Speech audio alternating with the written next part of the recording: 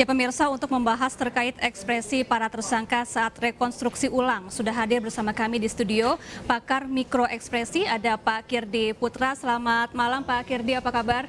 Selamat malam Mbak Syafa. Ya, Pak Kirdi, bagaimana Anda membaca mikroekspresi dari Ferdy Sambo selama mengikuti jalannya rekonstruksi pada hari ini? Oke, baik.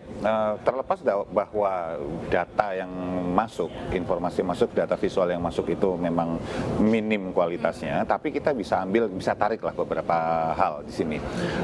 Kita lihat beberapa segmen dulu. Segmen ketika FS datang, FS melakukan beberapa rekonstruksi yang tanpa didampingin PC, dan juga ketika FS bersama PC. Ketika FS datang dan beberapa rekonstruksi yang ditampilkan di awal, itu terlihat bahwa tarikan wajah Pak FS ini kebanyakan lebih sering itu bibir itu kayak melingkar ke arah bawah, dan kemudian alis, samping alis itu turun ke bawah. Di sini ada kerutan sedikit yang tampil walaupun sedikit-sedikit keluarnya.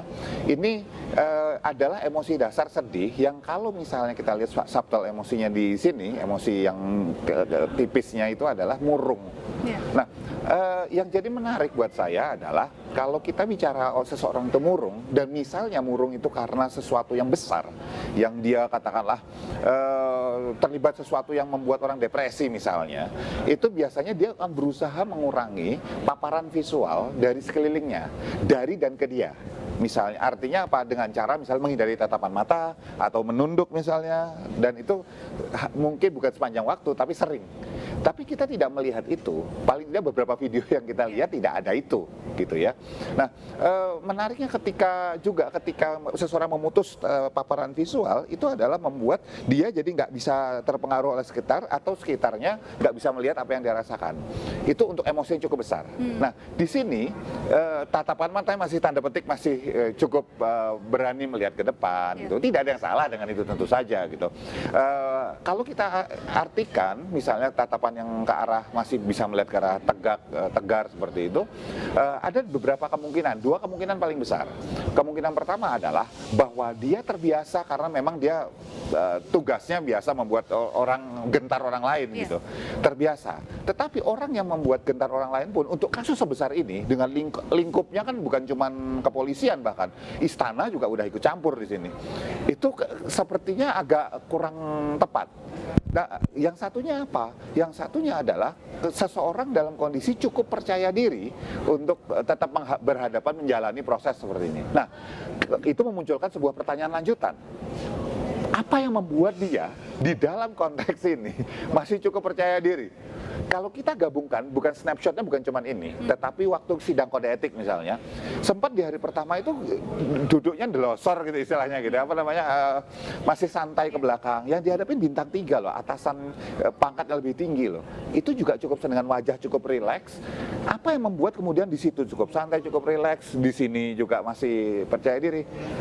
Ini punya apa sih?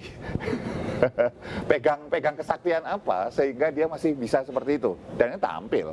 Nah, kemudian ketika bersama PC, wajahnya berubah. Justru di situ agak tegang. Agak tegang, ditandai dengan gerak-geriknya agak sedikit kaku, patah-patah. Kemudian kecuali pas momen memeluk gitu ya, memeluk yang kita belum tahu apakah itu bagian rekonstruksi atau memang insidental gitu. Dan ada beberapa tarikan wajah yang di sebelah sini ini kencang ngomongnya, itu juga nggak ada terlalu banyak ekspresi. Nah, kalau ketegangan muncul justru di hadapan orang yang dikenal, saya melihatnya ini bukan tegang sebetulnya kondisinya ya. Lebih bisa kita artikan sebagai jadinya kok kondisinya canggung. Jadi formal. Nah, canggung itu kenapa? Apakah lama nggak ketemu? Enggak, nikahnya berapa tahun, lebih lama lagi ketemunya gitu. Yang kedua adalah apa yang pernah terjadi sebelumnya yang membuat mereka jadi canggung untuk ketemu, dan atau bisa jadi ada sebuah perasaan nggak nyaman, nggak enak karena FS melibatkan PC di dalam sebuah skenario yang kemudian sekarang menyeret PC ke dalam badai ini semuanya.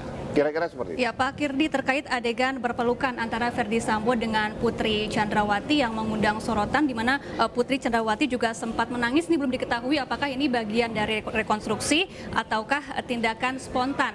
Namun bagaimana Anda melihat peristiwa itu, Pak Kirdi? Buat saya, ketika seseorang emosional, baik laki-laki maupun perempuan, ketika berada dalam kondisinya mereka saat ini, itu sah-sah saja dan wajar ya. Memang istilahnya selayaknya memang seperti itu.